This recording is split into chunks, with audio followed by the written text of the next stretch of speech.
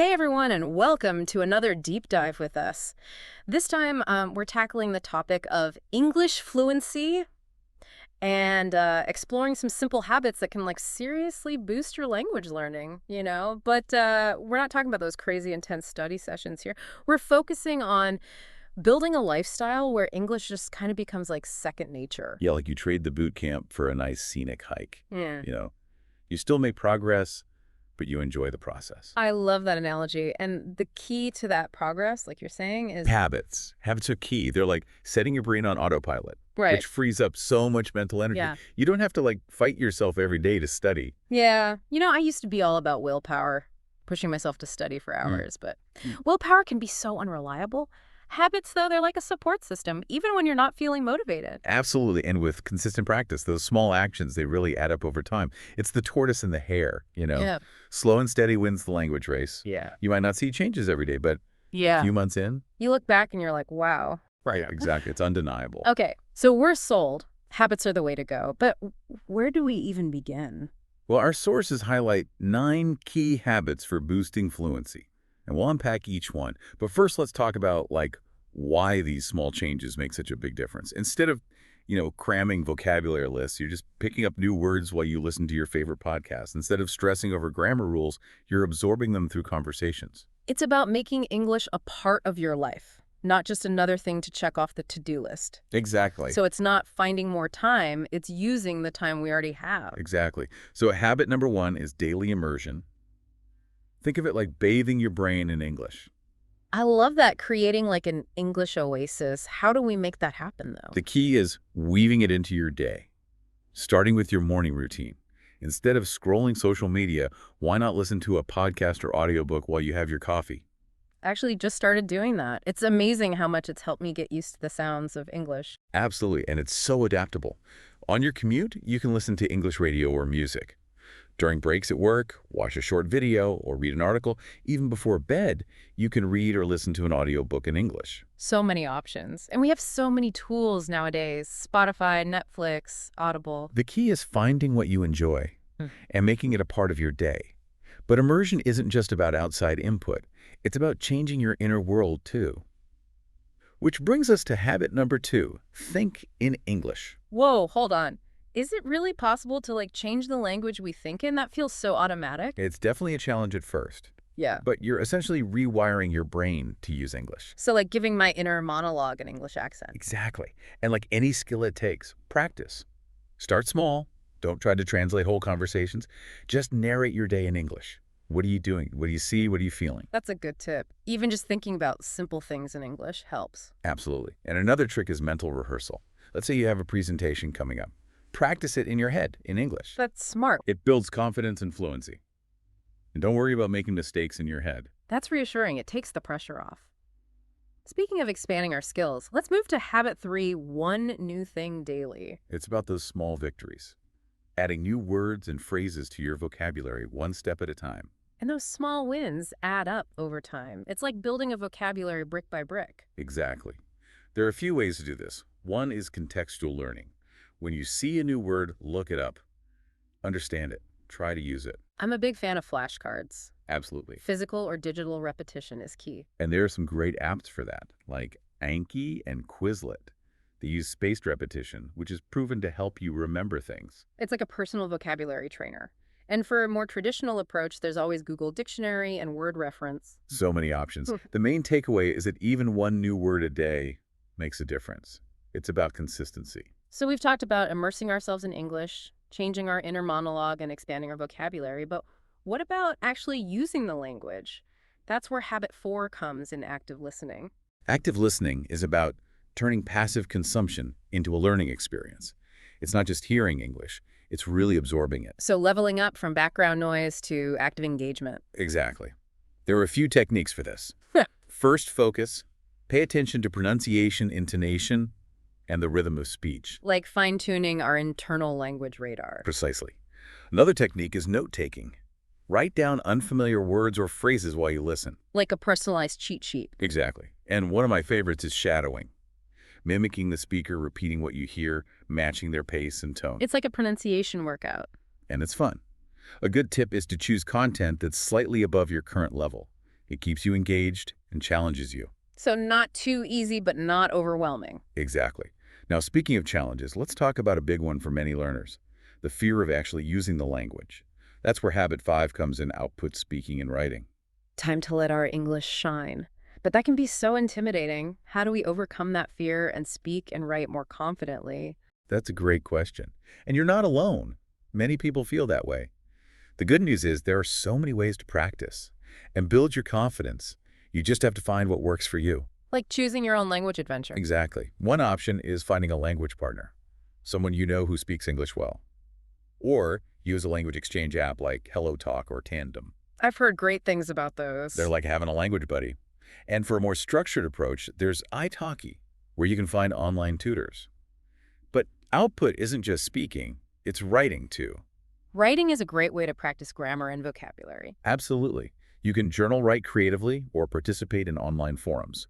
Platforms like WriteStreak help you build a writing habit.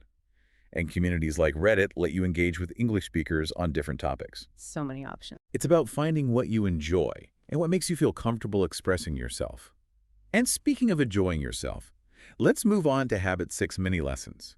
This one is all about tackling grammar in a manageable and fun way. Instead of cramming all of English grammar at once, we break it down into bite-sized chunks. I love that. Grammar can be so overwhelming when you look at it all at once. It's too much to handle, Right. but smaller pieces make it so much easier. It's about mastering one concept at a time and then using it. Like learning a new dance move, you break it down step by step. So how do we structure these mini lessons? It's a three-step process. First, choose a grammar point you want to work on, something you're struggling with or want to review. Then dedicate a short time to reviewing the rules and examples. You can use grammar books, online resources like Grammarly, or websites like BBC Learning English. I love their resources. They're great. And finally, the most important step. Look for ways to use that grammar point in your speaking and writing. That's where you turn knowledge into skill. Bridging the gap between knowing the rules and actually using them. Exactly. And with practice, those mini lessons will make grammar your friend, not your enemy. Now let's move on to Habit 7, which is all about self-reflection, reflect, and review. That sounds important. What does that look like in practice? It's about taking a step back and looking at your language journey. What's working well? What are your challenges? Do you need to adjust your habits or approach? Like a checkup for our learning. Exactly. Think of it as a weekly language audit. You can spend some time each week reflecting on your progress. Celebrate your wins and see where you can improve. A journal or a language learning app can help you track your progress. Like having a personal language coach in your pocket. But even with the best intentions, sometimes we lose motivation or get stuck in a rut. How do we keep that spark alive? That's where Habit 8 comes in. It's one of my favorites. Make it fun. Because when you enjoy something, you stick with it. I totally agree. But how do we make language learning fun? The key is finding ways to use English in things you already love. Instead of seeing it as a chore, make it a natural part of your life. Like sneaking in those veggies. English as a delightful side dish. Exactly. If you love cooking, try following recipe or watching cooking shows in English. I've started doing that. It's made cooking so much more fun and I'm learning new words. See? Or if you're a movie buff, watch films in English with subtitles. Explore new genres. Or if you love music, listen to English music, explore different genres, sing along. It's like karaoke for language learning. But sometimes, even when we're having fun, we hit plateaus or we have moments of self-doubt. How do we handle those and stay focused on our goals? That's where Habit 9 comes in, and it's probably the most important one. Patience and persistence. This is about embracing the journey, knowing that fluency is a marathon, not a sprint. So accepting the ups and downs. Exactly. And celebrating the small wins along the way. Focusing on progress, not perfection. Perfection is an illusion, especially with language learning. We all make mistakes, stumble over words, feel like we're not making progress. And that's okay. It's normal. The key is to be kind to yourself. See those imperfections as part of the process. Every mistake is a chance to learn.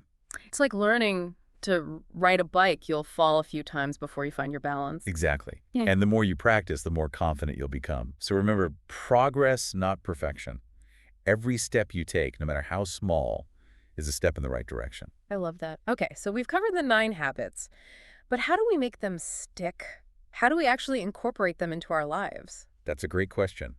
And that's where habit stacking comes in. Habit stacking. Tell me more. It's about combining these habits to create powerful routines. routines that fit into your day. Oh, I like that. Think of these habits like building blocks. You stack them together to create a language learning fortress. Awesome. For example, let's say you're commuting to work. You create a listen and learn stack. You listen to an audiobook. Okay. You shadow the narrator. And you jot down any new words you hear. Boom, you've turned your commute into a mobile language lab. That's brilliant. Multitasking with a purpose. I'm already thinking about different stacks I can create. But what about those days when life gets in the way, when we're not motivated, or our schedules are packed, or we just feel stuck? Those are completely normal challenges. Everyone experiences them. But don't worry, we have some tips for handling them. Let's start with the motivation slump. We've all been there. That language learning spark just disappears. Yeah, it's like the initial excitement fades and it becomes a chore. Right. In those moments, you need to reconnect with your why. Why are you learning English? What are your goals? Visualize those goals. That trip you've always wanted to take. Or that job that requires English. Let those things motivate you. It's so easy to lose sight of the big picture. Absolutely. And if your routine is getting boring, shake things up. Remember, make it fun. Choose activities that excite you. Try a new podcast, a different genre of music. I used to think learning had to be serious to be effective. Now I realize that having fun is so important. When I'm enjoying myself, I'm more engaged and motivated. It's like tricking your brain into thinking you're not even studying. Exactly. It's about making learning a natural extension of your interests. But what about when the challenge is lack of time? Life gets busy, and it feels like there's no time for language learning. Oh, I know that feeling.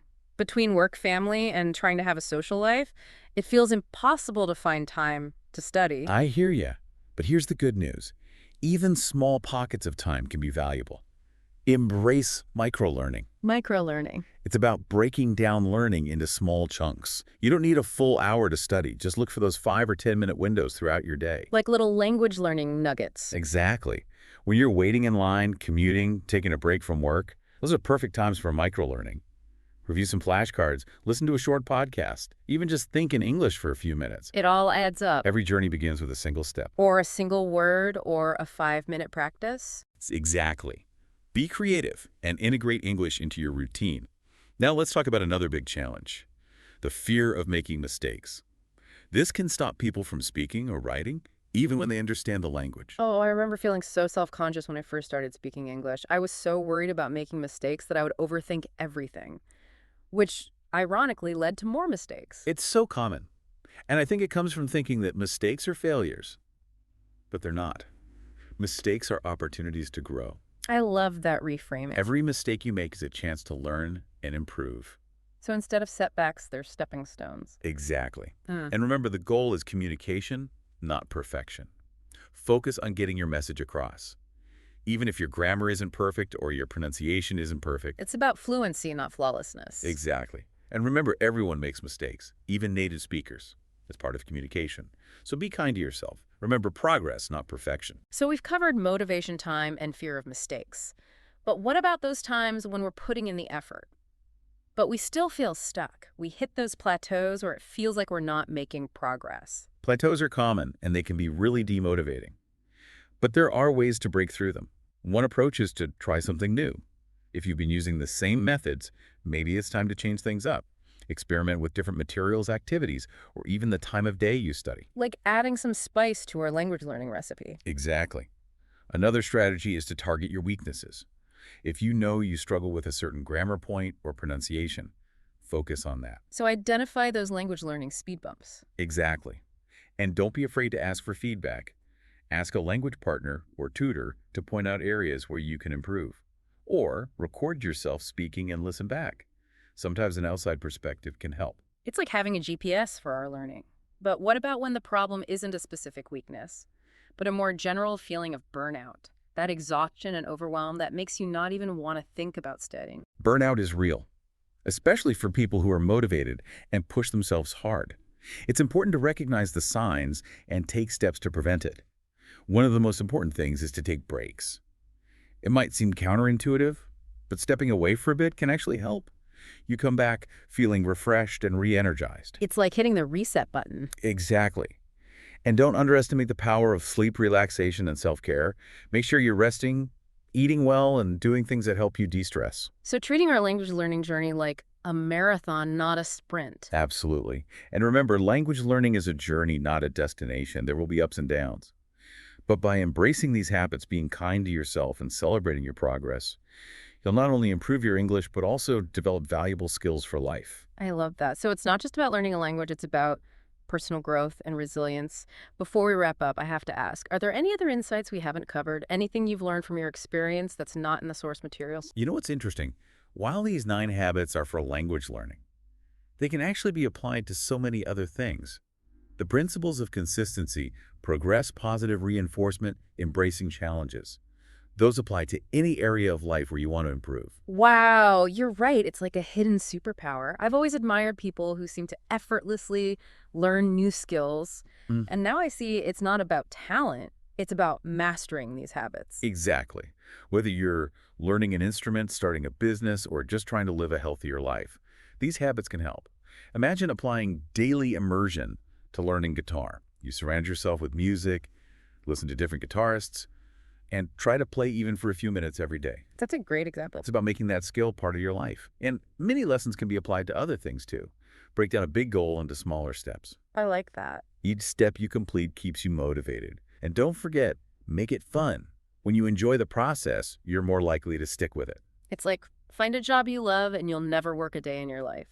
But for learning and personal growth. As we wrap up this deep dive into the 9 habits, I'm realizing that these aren't just about English. They're about growth mindset and lifelong learning. Absolutely. And the best part is this is just the beginning. By using these habits in different areas of our lives, we open up a world of possibilities. So as you continue your English journey, remember, you're not just learning a language, you're developing skills and a mindset for a more fulfilling life. We're here to support you every step of the way. Keep practicing, keep experimenting, and most importantly, keep having fun. We're excited to see what you accomplish, so which habit will you start with today? Let us know, we're rooting for you. It's about combining these habits to create powerful routines. Routines that fit into your day. Like, think of these habits as building blocks. You stack them together to create this language learning fortress. Okay, I like that. For example, let's say you're commuting to work. Mm-hmm. Okay. You can create a listen and learn stack you put on an audiobook. All right. You shadow the narrator, you write down new words. Boom! You've turned your commute into a mobile language lab. That's awesome multitasking with a purpose. I love it. I'm already thinking about different stacks I could make.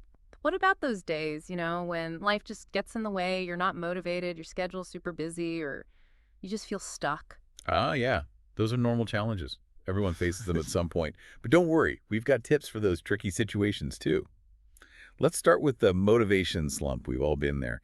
That language learning spark, it just fizzles out. Oh, yeah. I know that feeling. It's like the initial excitement fades and then it feels like a chore. Exactly. And Yeah. in those moments, you need to reconnect with your why. Why did you start learning English in the first place? What are your goals? Maybe visualize those goals, a trip you've always wanted to take, or that job that requires English. Let those things fuel your motivation. Yeah, it's so easy to get lost in the day-to-day and forget the bigger picture. Absolutely. And if your routine's getting stale, boring, it's time to shake things up. Remember, make it fun. Choose activities that excite you. Try a new podcast, maybe a different genre of music. I used to think learning had to be serious and structured to be effective, but now I realize having fun is key when I'm enjoying myself. I'm way more engaged and motivated. It's like you're tricking your brain into thinking you're not even studying. Yeah, exactly. It's about making learning a natural part of your life. Yeah. What about those times, though, when the challenge isn't motivation, but it's time? Life gets busy, Oh, tell me about it. right? And it feels like there's just no time for language learning. Between work and family and trying to have a social life, sometimes it feels impossible to find time to study. I hear you. But even small pockets of time can be valuable. Yeah, let's say Embrace microlearning. microlearning. Yeah, it's about breaking down learning into those bite-sized chunks. You don't need a full hour to study. Just look for those 5 or 10-minute windows throughout your day. Oh, like finding those little hidden language learning nuggets throughout the day. Exactly. Think about, waiting in line, commuting, taking a break from work. Yeah. Those are perfect times for microlearning. You could review some flashcards, Yeah. listen to a short podcast, even just think in English for a few minutes. I love that because those little moments, they really add up. It's like the saying goes, every journey begins with a single step. Exactly. Or a single word or a 5-minute practice. Right. It's all about being creative and integrating English into your routine. Hmm. Let's talk about another challenge, one that I think holds a lot of learners back, the fear of making mistakes. Mm-hmm. This fear, it can be so paralyzing that it prevents people from speaking or writing, even when they have a decent understanding of the language. Oh, yeah. I remember when I first started speaking English, I was so self-conscious, worried about making mistakes. I'd overthink every sentence, and then I'd end up making even more mistakes. It's so common, and I think it comes from this misconception that mistakes are failures. Right. But here's the thing. Mistakes are not failures. They're opportunities for growth. Every mistake is a chance to learn and improve. It's like a total reframe. Instead of seeing them as setbacks, we see them as stepping stones. Exactly. And the goal, remember, is communication, not perfection.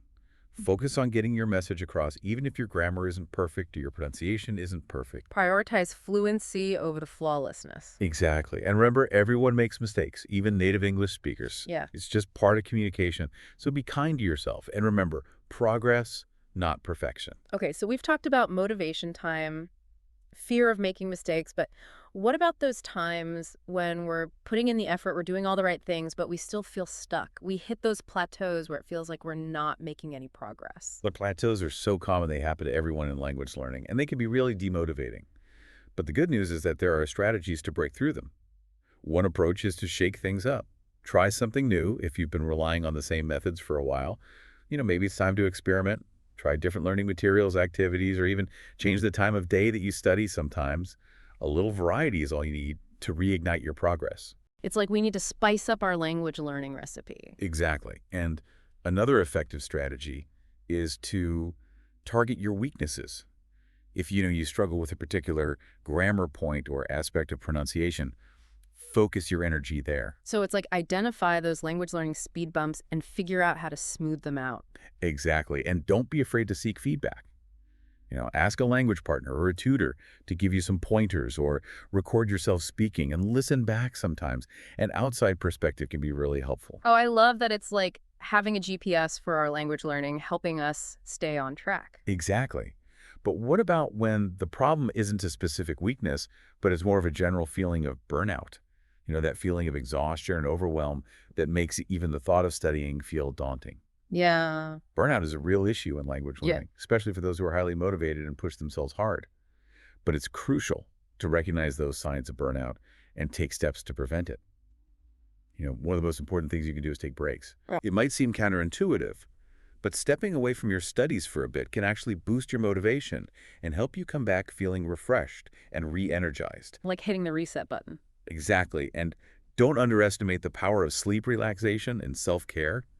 Make sure you're getting enough rest, eating well, and doing things that help you de-stress. So it's like we're treating our language learning journey like a marathon, not a sprint, pacing ourselves, fueling our bodies and minds, taking breaks when we need them. Absolutely. And remember, language learning is a journey, not a destination. There will be ups and downs, moments of frustration, and moments of triumph. But by embracing these habits, by being kind to yourself, and by celebrating your progress along the way, you'll not only boost your English fluency, but also develop those valuable skills that will serve you well in all areas of your life. I love that. So it's not just about learning a language, it's about personal growth and resilience. But before we wrap up, I have to ask, are there any other hidden gems of wisdom that we haven't uncovered yet? Those little nuggets of insight that might not be explicitly stated in the source material, but that you've gleaned from your expertise? Well, it's funny because these 9 habits, while we've been talking about them for language learning, they can really apply to anything.